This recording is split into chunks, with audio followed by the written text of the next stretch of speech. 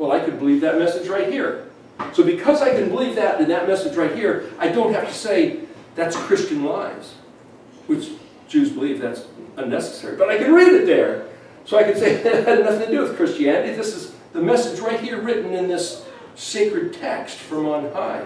And then I can say, if we make the determination to enter, Moshe standing at the edge of the promised land, he says, I put before you life and death, blessing and cursing, and I suggest you choose life. The suggestion we choose life or death is, there's the suggestion, there's the choosing, here's the cutting off, and here's the future. It's like Exodus, or Ezekiel 20 and 25. You know, 3 times I've given you my chok and my mishpat, that whoever does these, any man that will do these things will live. You wouldn't have it? Fine. I give you bad laws nobody can live by. Goodbye. See ya. Scatter you amongst the nation full of bad laws nobody can live by. Like, take the injection or you can't work, you can't eat, you can't buy, you can't fly. And if we choose to enter that kingdom, I see that as this stamp, like this branding iron. You're mine. There's the Ruach. He gives the Ruach, as he says in the New Testament, as a down payment, a deposit, a token, a pierced ear, a tattoo, as it were. We're owned by him. We are the ones in his grocery bag that he came down to purchase with his own death. Now you're mine. So you've got this hand, this illustration, this picture of like the lady in King Kong's hand, kind of, he's not squishing her, he's like, it's protecting her. It's like, it's all how you wrap your mind around the concepts. So if I see this letter tet as us being held in his hand as his personal possession with endearment, then if I see this word pronounced tov, it means good. Good, kaf yod is because, but you'll see other places where Yahweh, I think we were just reading there in Ezekiel, he says, I raised my hand and I swore by myself. Kaf is an open hand. It means like or as. Yod is the suffix, means my personal, myself. So I see kaf yod as this raised hand where every time Yahweh says, I swear by myself, because there's nothing greater. How bigger of a promise can I make this? I swear by my own identity that I have made you my own for good. You're mine.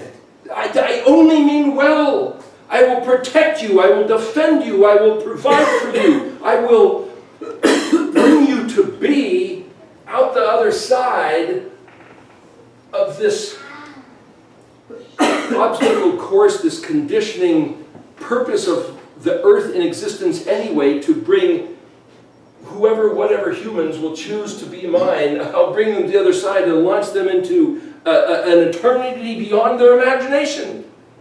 Symbolized by this, but also it's out this side, the other side of Tav. So there's different ways you can read this. Multidimensional. But I can see it in this string of letters. So, good. Or is it a personal possession? Well, wait a minute, Bet's this embryo shape, and that was like, okay, you're given an identity with a body. Vav is a connector, so is this a, Bet is also house. I will fill your house. You will be what fills my house.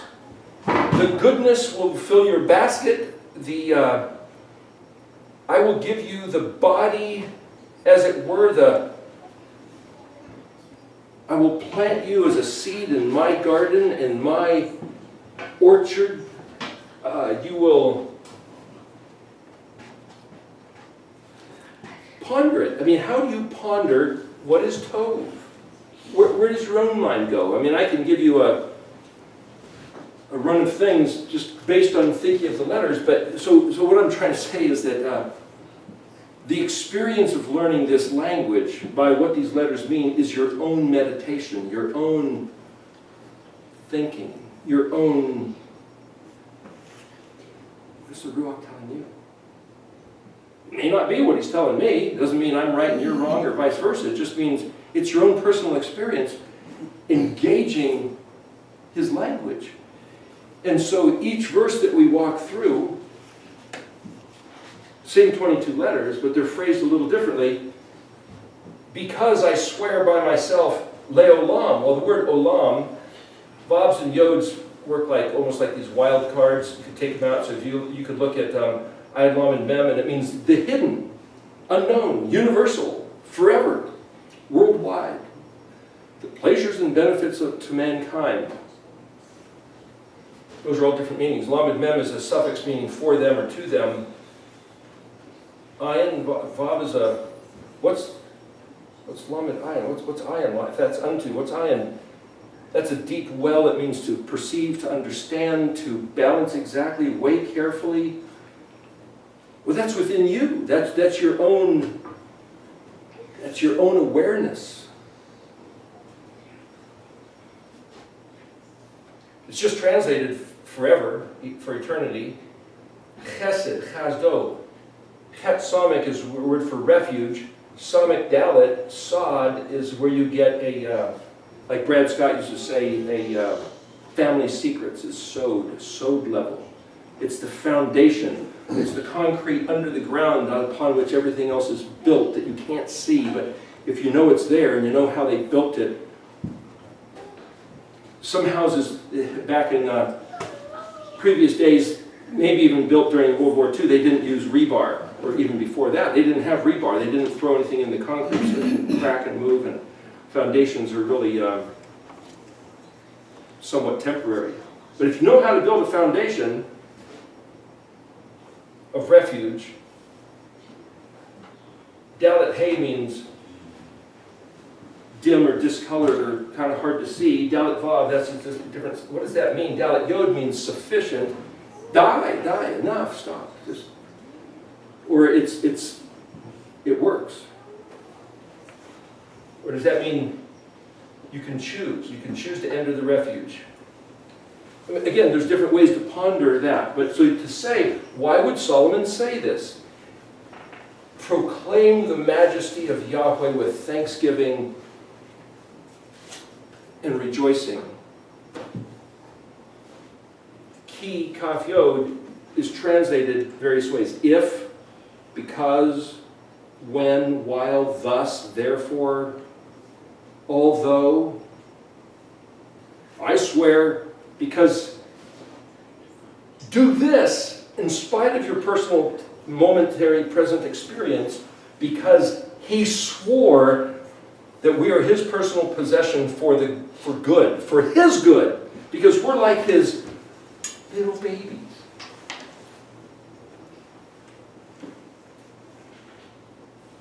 Because this is just the beginning. This is just the embryonic stage of we're his. We've got a long way to go. We've got eternity to revel in his kindness, his expression. There was a guy that I heard do a sermon years ago. Somebody gave me a tape. It was a long time ago. I didn't know any Hebrew, and this guy said the one word in the entire Bible which best describes the character and nature of Yahweh is chesed. Chesed. And he translated it, this whole sermon was tender, loving kindness. Tender, loving. The word racham is also warm and tender and compassionate. It means pity, it means sparing, it means looking to and attending to, like the way you might care for one of those little baby lambs, that's newborn, and you're gentle and kind and protective.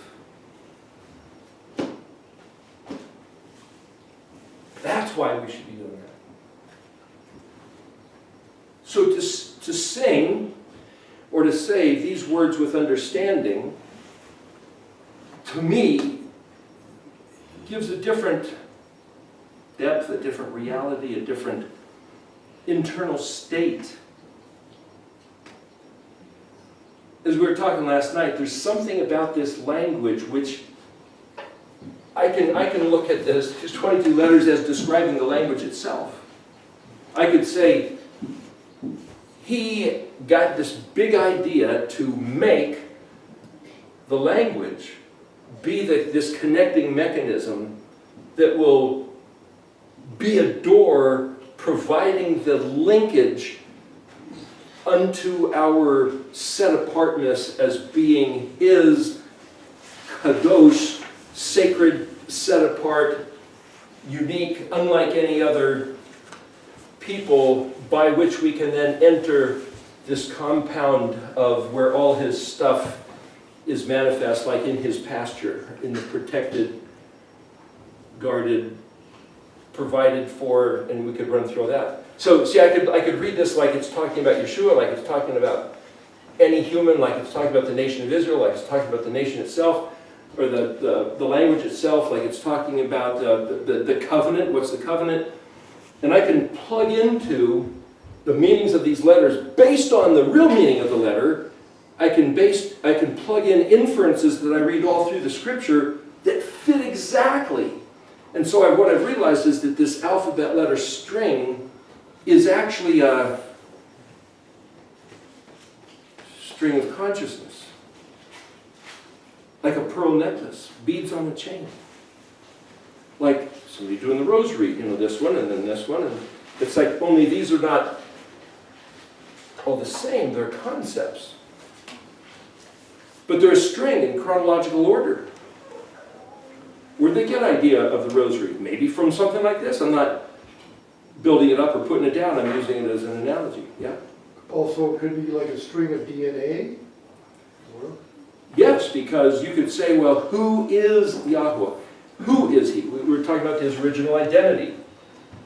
I am Yahweh. Well, what about you? Well, I could equate this to the 10 Commandments. Well, there's 22 letters and 10 Commandments. How do you do that? Well, we did this thing a few years ago down at the library there. And 2009, I think that was, or something like that. Way back when. But maybe 12. But the point is, talking last night about John 1:1. Who is this guy? Who is the Aleph self-referential of that we're now calling? I mean, I could say, well, the self-referential of the Aleph is the 22 letters, not just 3 letters and 1 letter duplicated to be the 4th. So, for us to identify who is Yahweh, well, he gave us these 22 letters. And if Aleph refers to I am, then I am what? He gave us these next 21 letters to answer the question, well, who are you? So then if we look at the words, and then to say, well, I could show you, we did that another time, in the interest of time here, that these represent the Moedim. Hey, there's Shavuot right here.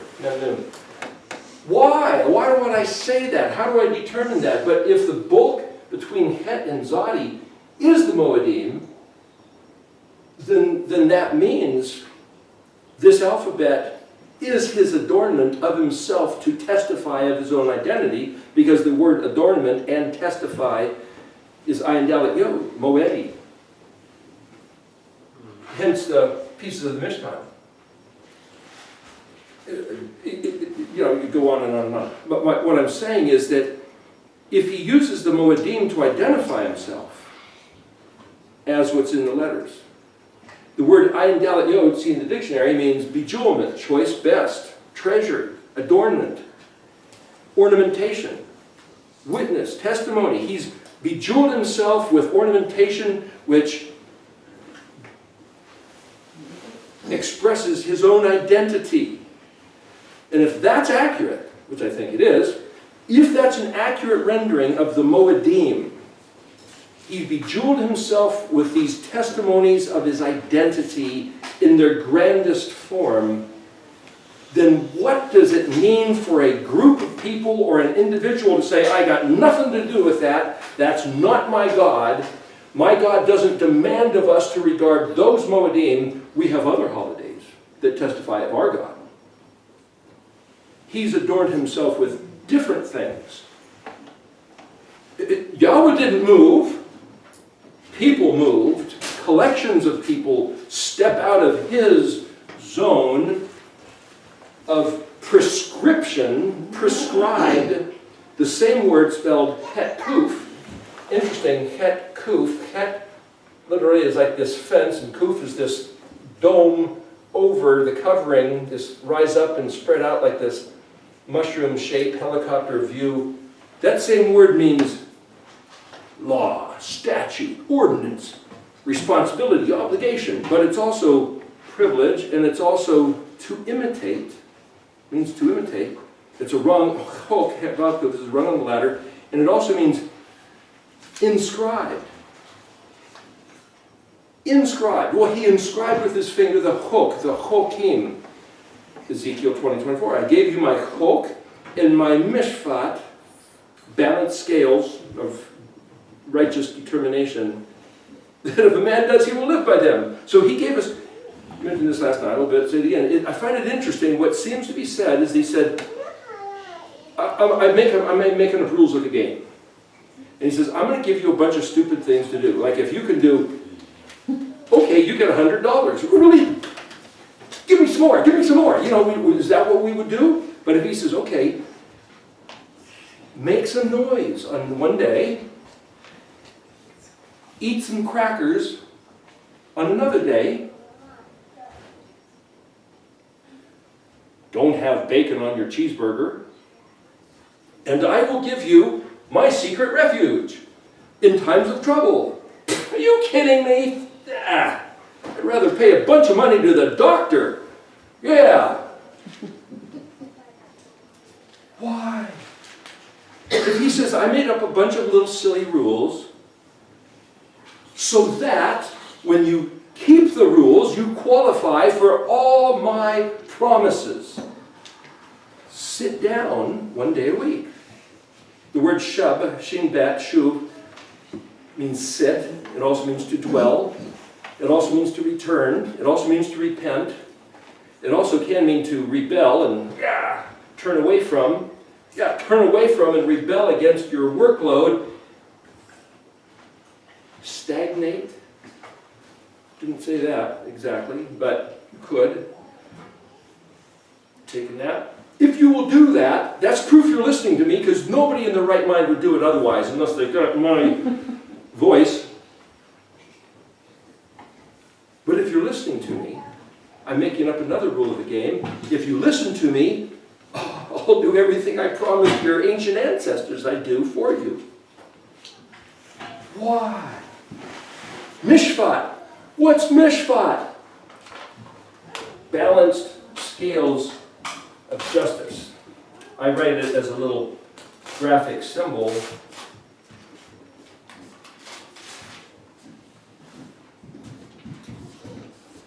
Just scales of balance.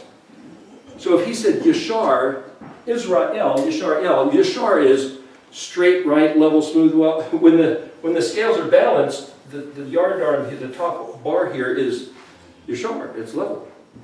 It's translated right ruling or justice. Do justice, love mercy, walk humbly with Yahweh, not the sixth day. That's what he wants us to do. Justice. What's justice? Balanced scales. I'll sell you a hamburger if you give me $5. Okay.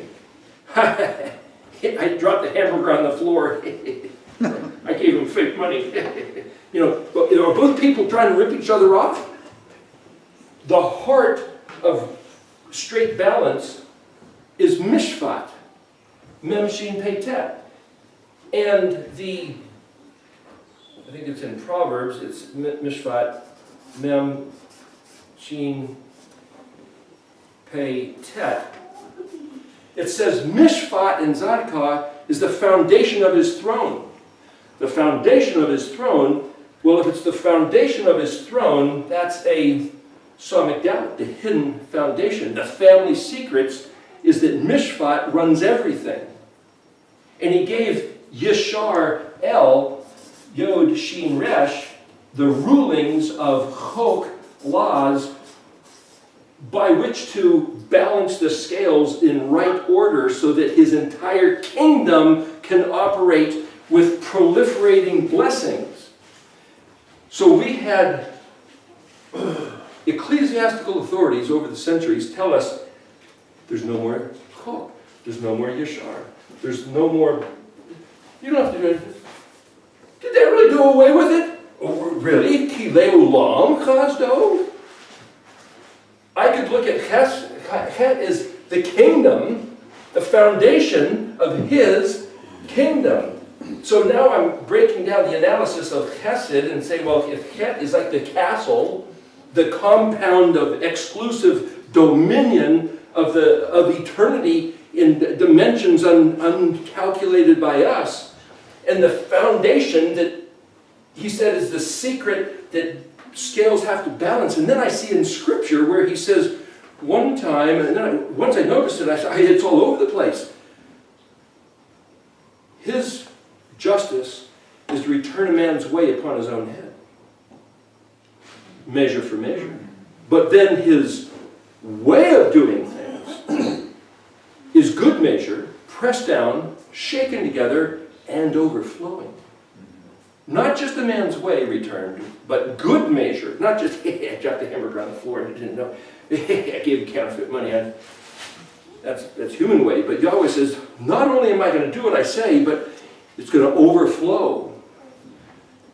So then you bump into Leviticus 26, and he says, if you find my ways detestable, reprehensible, abhorrent, or casual disregard of, I'll multiply the curse by 7. Why 7? Why Shavah, Shin Bet Ayin? Because Shavah, Shin Bet Ayin literally means it must be satisfied, surfeited, filled to the full, brought into balance. And then Yahweh says, not only brought into balance, pressed down, shaken together, overflowing, like a tsunami coming in. So surfeited is where you get the word the surf of the sea, the foam bubbling up and beyond. And you're going, why are we talking about all this stuff? Because it's his nature, the way his mind worked, where his heart's at. And if we want to know our Father, it's in the language. And it's embedded within the Moedim. And it's expressed by his justice mechanism, system. And that when we read this word, mishpat, it's like, it hits the foundation of his kingdom. How many times have you prayed the Lord's Prayer, thy kingdom come, thy will be done? It's mishpat. And if you do the chok, he says, another verse, the fragment, it says, mishpat like water, zadikah like a river. Justice like water, righteousness like a river. Whatever. No, listen. Mishpat like water, balanced scales.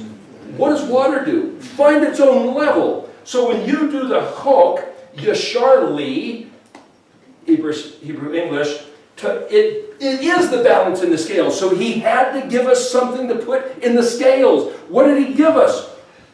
Sit down on Shabbat. Make some noise one day. Eat some crackers. Now, I gave you something to do, and when you do it, the scales are balanced because you're listening, and the covenant is, when you listen, I will give you zadikah like a river. What's zadikah? Righteousness. It's also victory, deliverance, and salvation. You sit down, and I can tip the scales that are on the bigger scales of justice, the universal scales. So in the big scales of justice, the mishpat of the heavens, he said, I've given you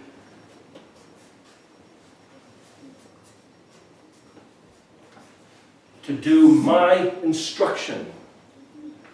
And when you do my instruction and it makes this balance, then the only way I can do that is to tip the scales so that everything I've given your enemies because of the curse comes flooding to you until the scales will come up to balance. But when you betray my instruction, the scales tip in their favor and everything I gave you floods like a river until it's filled to the full. And it's going to take 40 years or 70 years to balance the scales for Yehuda, and it's going to take 2,730 years to balance the scales of injustice for the northern kingdoms. Which would have been a accomplished as of 2010. It's time to quit. My point is, the reason to regard the Moedim is because it's a hook. It's just something to imitate that he inscribed for us to balance the scales. Thank you for giving us something so easy. Get together and have some food and talk about cool stuff. And I'll give you the kingdom. Wow, thank you, Yahweh. Hodu la Yahweh, chas'do. And with that, we'll end.